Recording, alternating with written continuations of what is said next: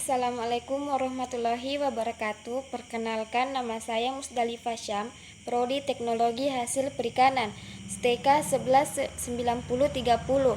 Baiklah, langsung saja di sini saya akan menjelaskan contoh kasus pelanggaran norma-norma Pancasila selama pandemi, yaitu Pancasila sebagai dasar falsafah negara dan dasar negara Indonesia sekaligus sebagai jati diri bangsa Indonesia atau pandangan hidup bangsa Indonesia pada dasarnya dapat merupakan instrumen utama dalam menumbuh kembangkan wawasan kebangsaan Indonesia.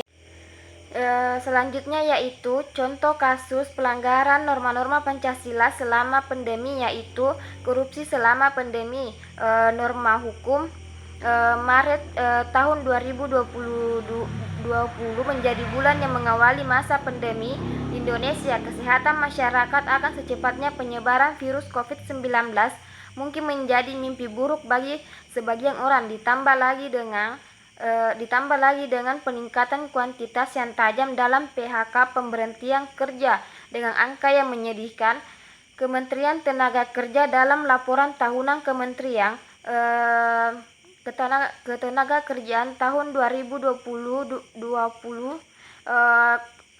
menyebutkan angka pengangguran karena COVID-19 sebanyak 2,56 juta orang, sementara yang tidak bekerja karena COVID-19 sebanyak 1,77 juta orang, dan bekerja dengan pengangguran jam kerja horse karena COVID-19 sebanyak 24,3 juta orang.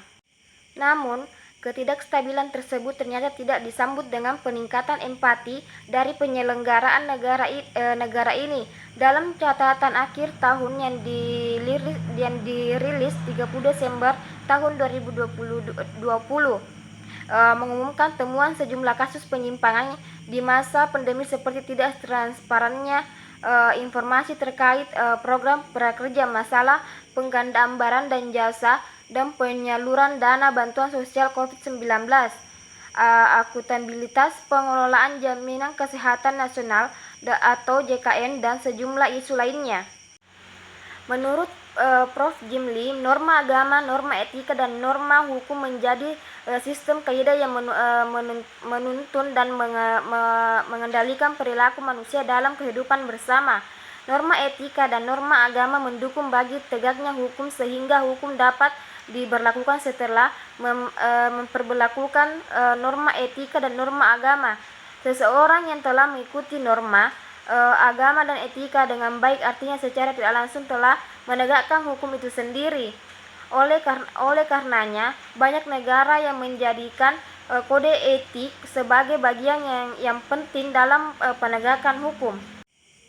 Temuan tersebut memperlihatkan bahwa Pancasila dan Undang-Undang 1945 belum menjadi panduan dalam penyelenggaraan negara dalam penanganan pandemi COVID-19, padahal kepercayaan yang diberikan rakyat kepada penyelenggaraan negara melalui penyerahan kedaulatan sebagaimana yang dikemukakan oleh Rousseau dalam teori kedaulatan rakyat sejatinya adalah bentuk amanah yang harus dipertanggungjawabkan kembali kepada rakyat itu sendiri.